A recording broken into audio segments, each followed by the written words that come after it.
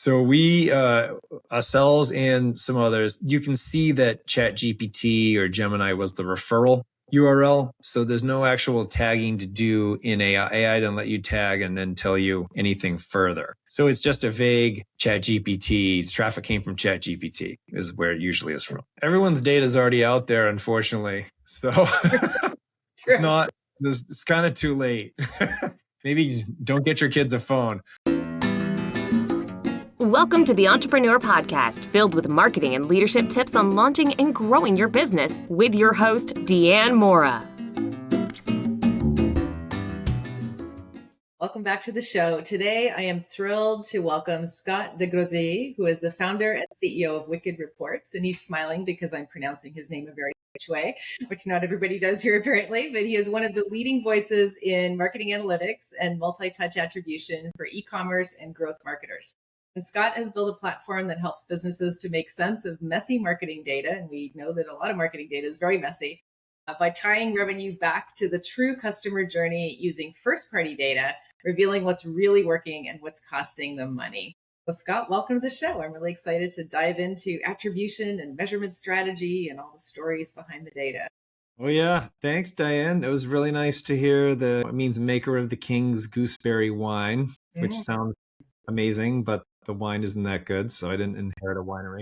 I'm not sure. I don't think I've ever had gooseberry wine, but I'm not sure that I really would add that to my list, to be honest. It's okay. My maiden name is Cloutier, which is the very elegant maker of nails. So it's, yes, not exactly descended from kings, I can tell you. But yeah, no, glad to have you on the show. Data is one of those things that obviously trips up a lot of businesses.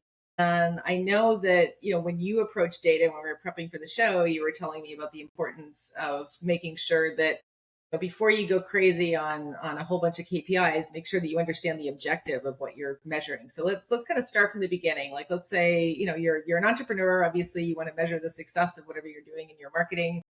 Where do you get started? Well, yeah, so it's important not to just dive in and start looking at numbers without a game plan before you start looking at them.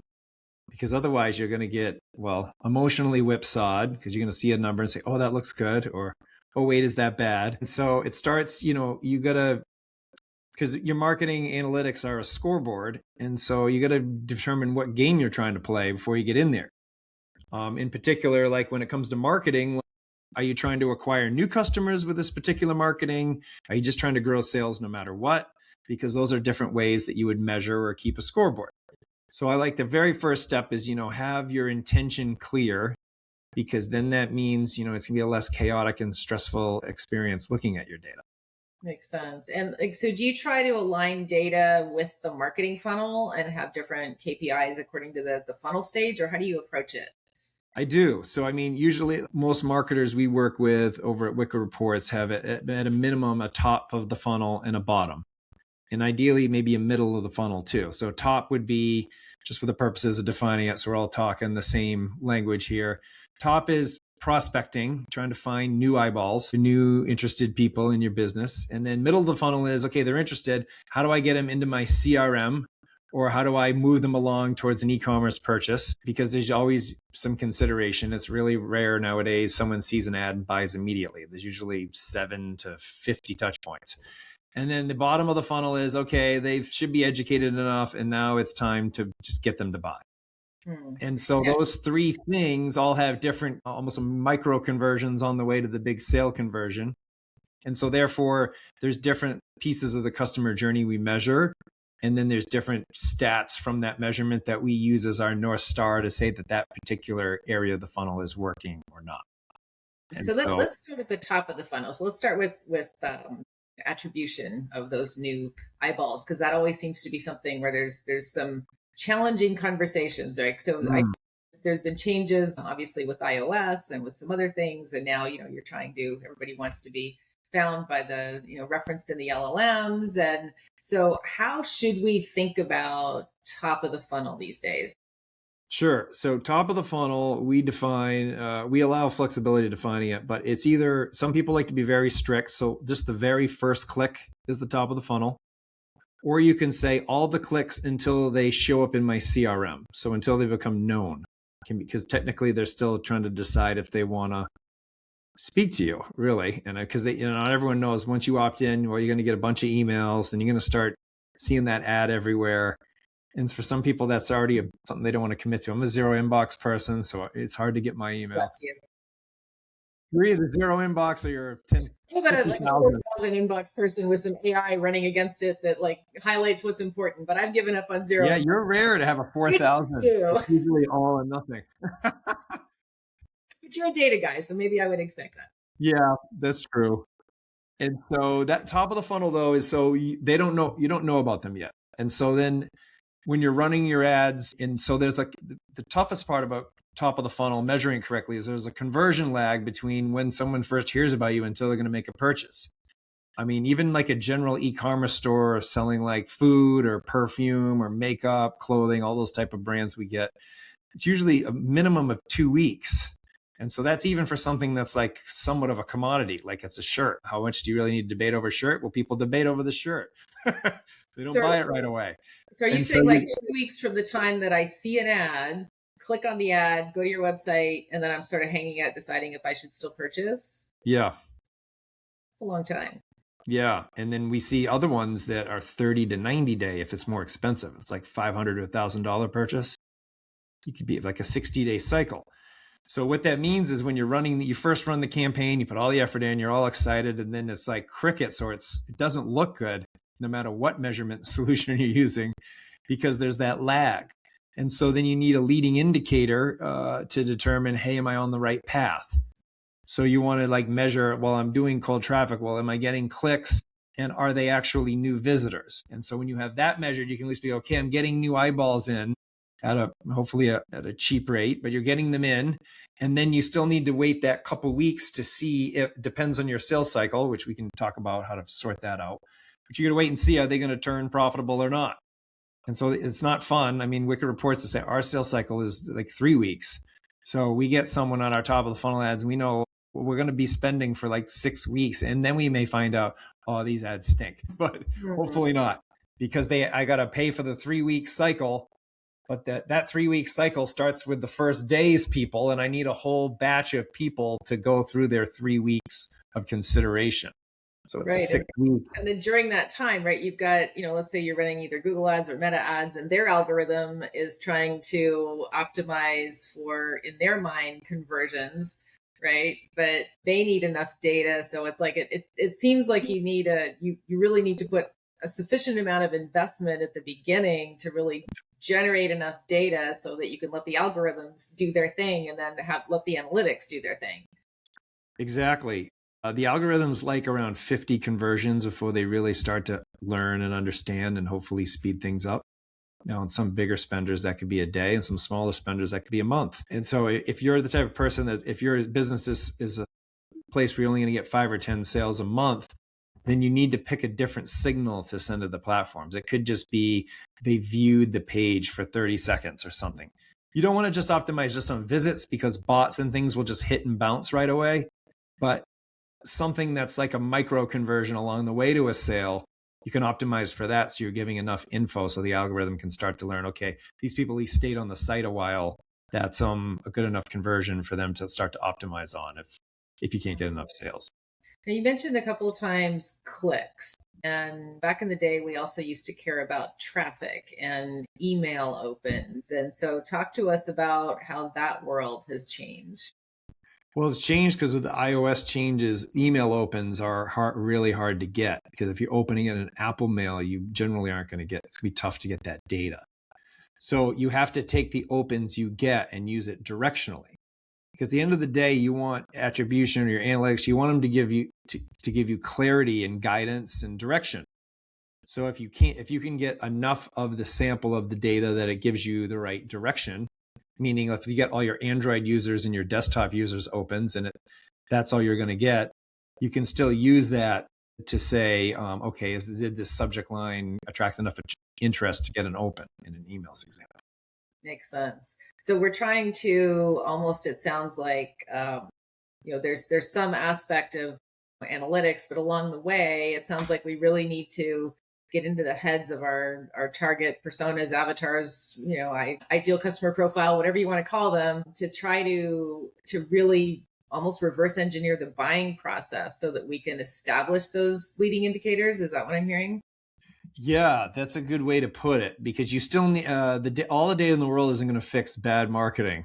And if you're not poking the pain points in the way that your market needs to hear it at that point in time, or if your offer isn't good enough, no amount of the data is just going to confirm that, as unpleasant as that might be to hear.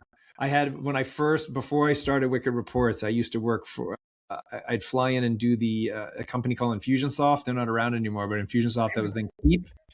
Yep. So I did the accelerators, and I was the data person on those. These companies would pay 10 grand. They'd come in and get like 3 days of like TLC from this SWAT team.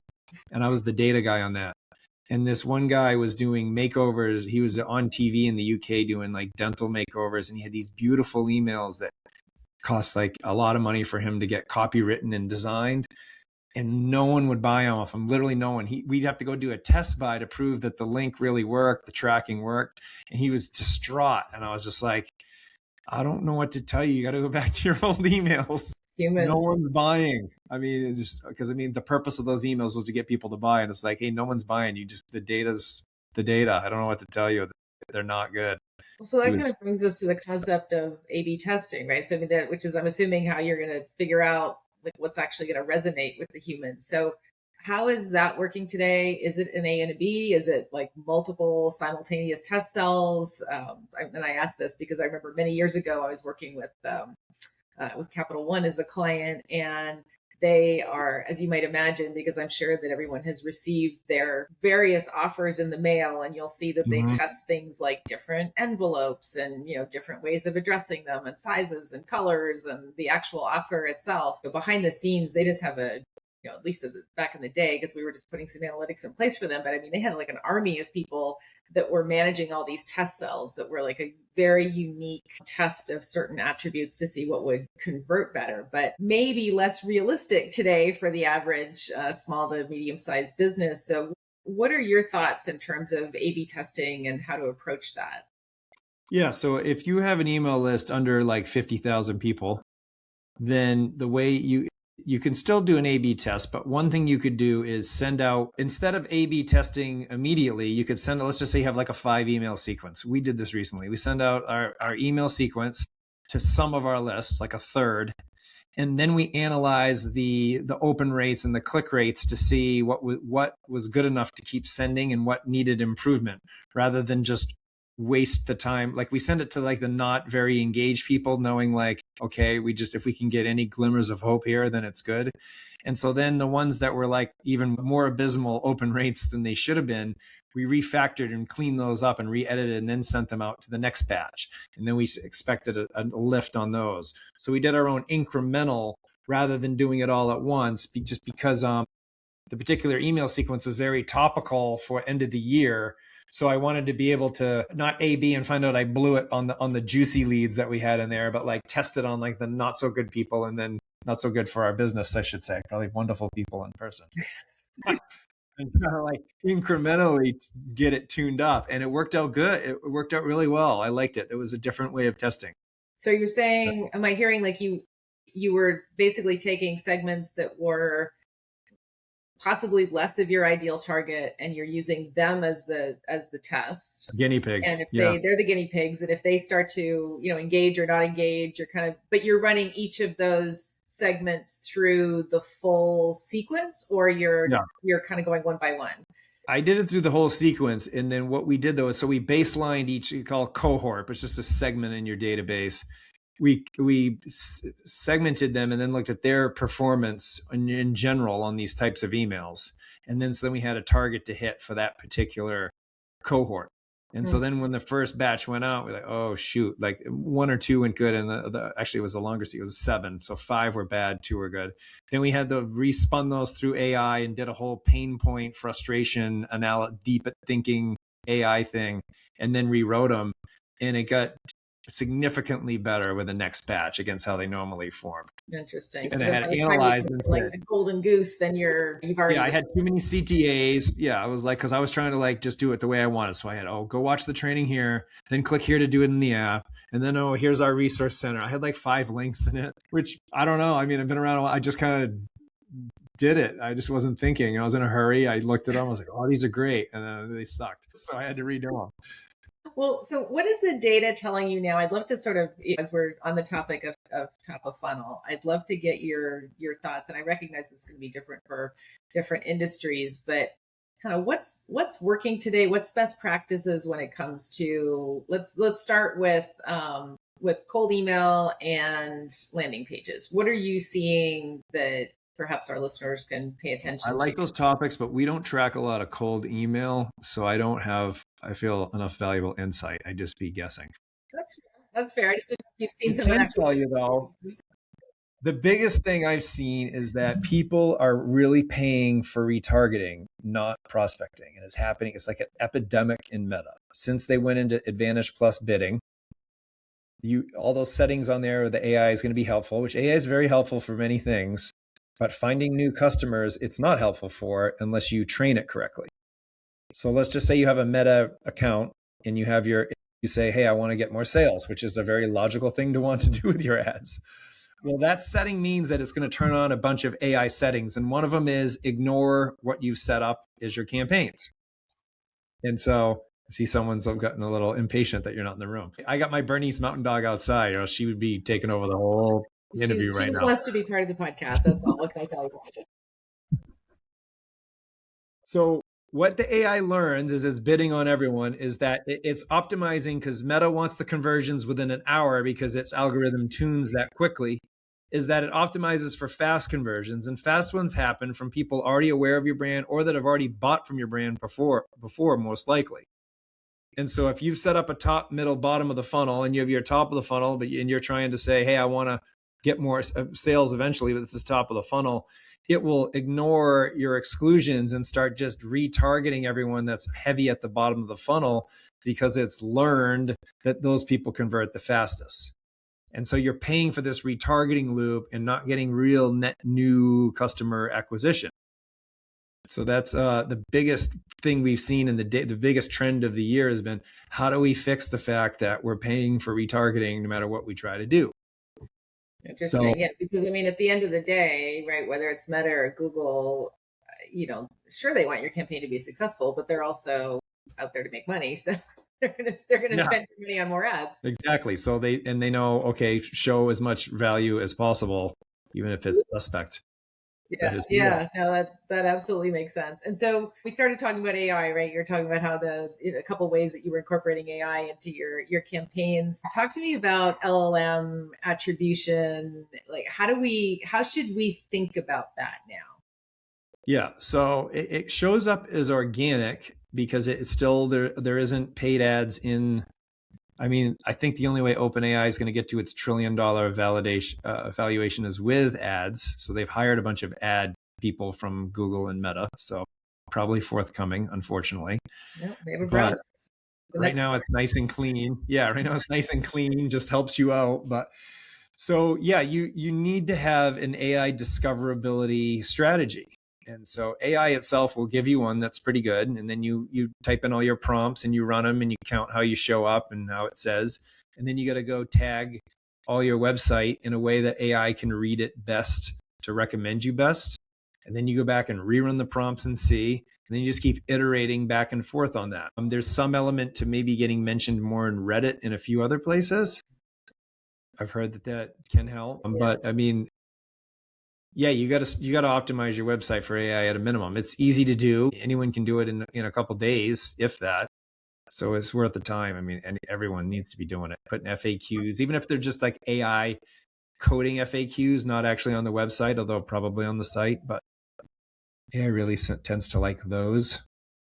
Well, and even brand mentions, right? So, we're seeing social media is becoming a more prevalent way of getting referenced in the LLMs. And, because when people are talking about you and searching for you, then that's adding credibility to your brand. And, so all these things are really important. And it's kind of, we're hearing people talk about, search everywhere optimization. It's no longer just about your website.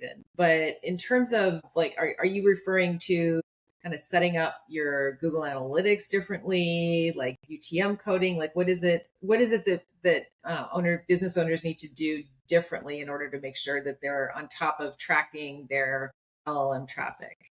So we, ourselves and some others, you can see that ChatGPT or Gemini was the referral URL. So there's no actual tagging to do in AI. AI doesn't let you tag and then tell you anything further.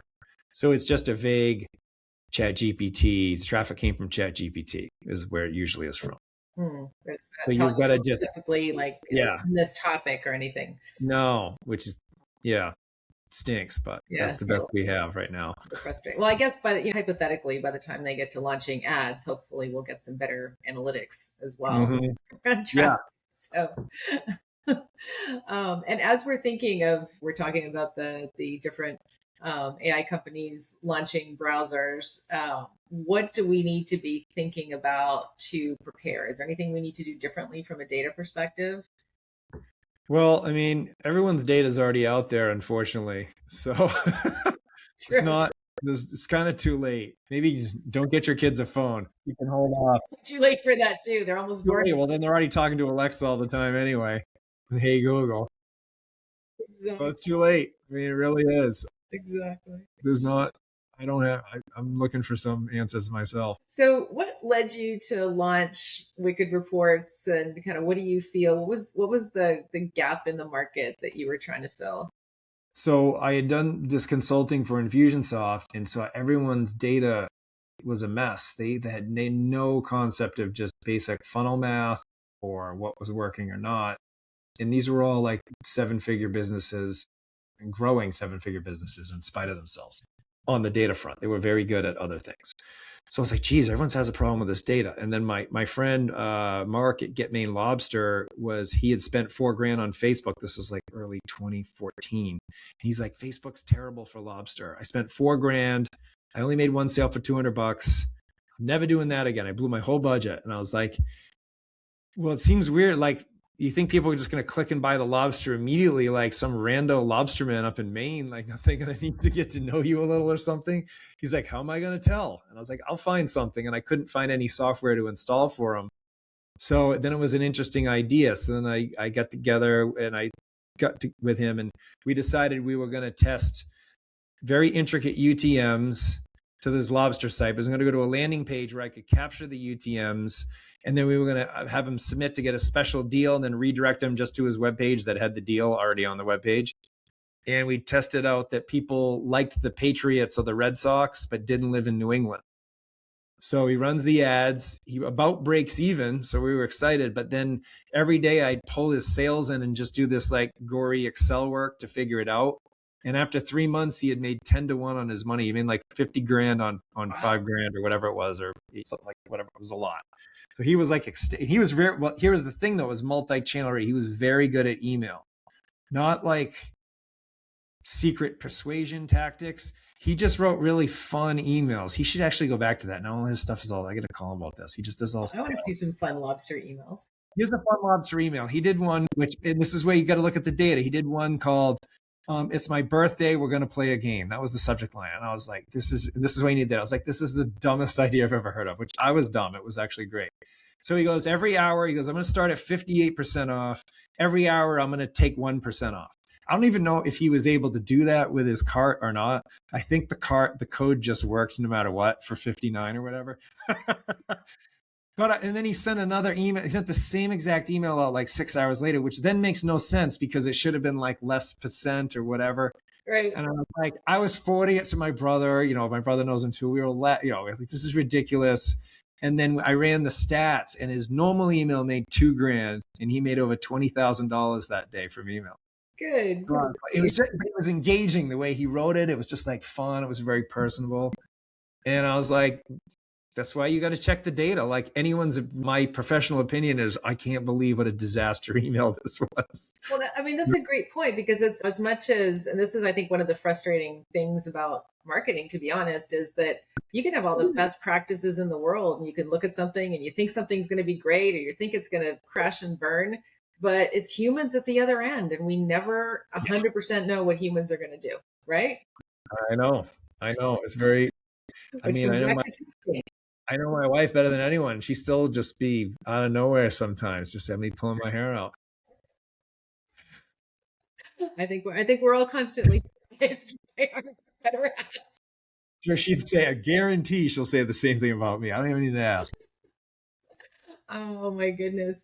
Is there anything else as we're going into 2026 that we need to think about from a data or analytics perspective? Like, what's your message to business owners as to what we need to do differently? Because obviously, we're seeing the next 18 months are, if we thought this year was crazy with AI, I mean, I think those of us who are in the business see that it's just going to get exponential from now for the next year and a half with the models that are being launched and updated and just all of the different features, and they're getting smarter and more people are using them. I mean, I think the adoption rate of AI is just exponentially more than any other technology that's ever been launched. But a lot of people, from a lot of folks that I talk to, are still kind of messing around with ChatGPT, and that's their use of AI. But obviously, there's so much more that you can do with it. So, kind of talk to us about, like, what are your thoughts for next year on data and analytics and the incorporation of AI, and what should we be thinking about? Yeah. So I think part of it's going to be, AI always comes across as a very sure of itself. And then if you question it or something, it'll be, oh, that's a brilliant idea. I didn't realize till the other day you can change the tone of it, which I haven't because I like how supportive it is. It's the only thing in your life Be that's critical. important, right? I don't need another critic in my life. No, thank you.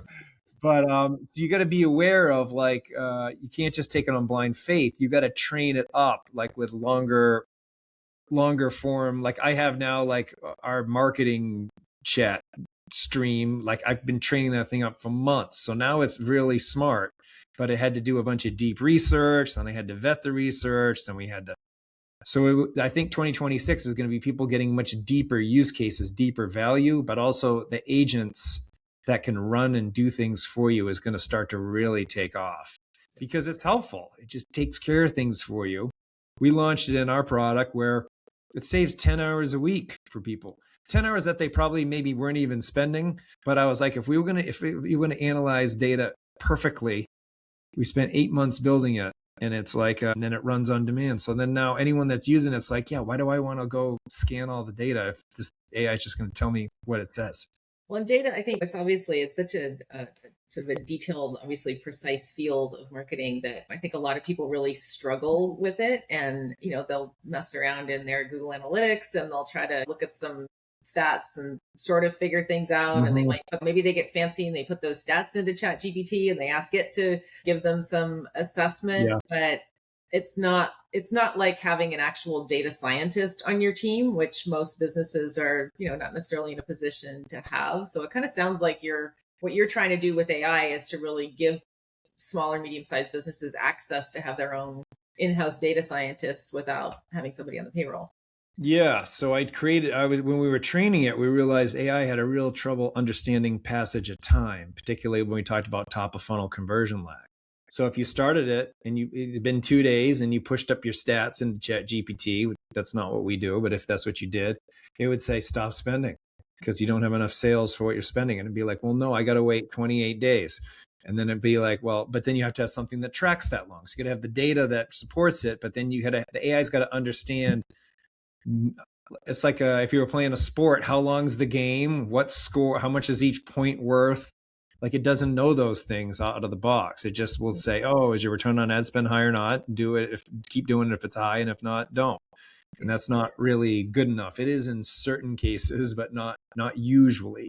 Yeah. And then if you listen to it and like either drop the budget or increase it, the very next day it would whipsaw back the other day because suddenly you're spending more or less, so your numbers look better or worse. So you could just yo-yo back. So then you have to build in this element of, I just listened to you, now chill out and wait another certain amount of days, depending on what it should be. So I built a whole methodology course because I needed it for our AI to work well. So it runs a methodology, has a point of view to it, not just, who knows what it's going to say. It's not a black box. I guess it's like the sports analogy of, you don't win a national championship in one game, right? It's constant tweaking and refining and tweaking. And so, I mean, that's a lot of the challenge of, I think, you being in the data space. I absolutely respect you because it's really a patient game, right? That Yeah. it's kind of, you are playing the long game, that yes, you would like those tactical wins, but you're also looking for a consistent direction that's going to be trending up. And it's, that does take a lot of experimentation and a lot of testing and coming at it from different angles, and really kind of very, very structured thinking. So it's pretty cool that you've built something that allows leaders to have that on their team. Thank you. So Scott, I mean, this has been a lot of fun. So you never knew data could be this much fun. But so if people want to reach out to you and connect after the podcast, where can they find you? Sure, they can find me on LinkedIn, Wicked Report. If you can spell my last name, fantastic. Otherwise, we'll put it in the show notes. Wicked Report Scott usually finds me, and or wickedreports.com. That's the best spot. Awesome. It's been a lot of fun. Thanks for chatting with me today, Scott, and I wish you all the best. Thanks for having me on, Diane. It was fun. Bye.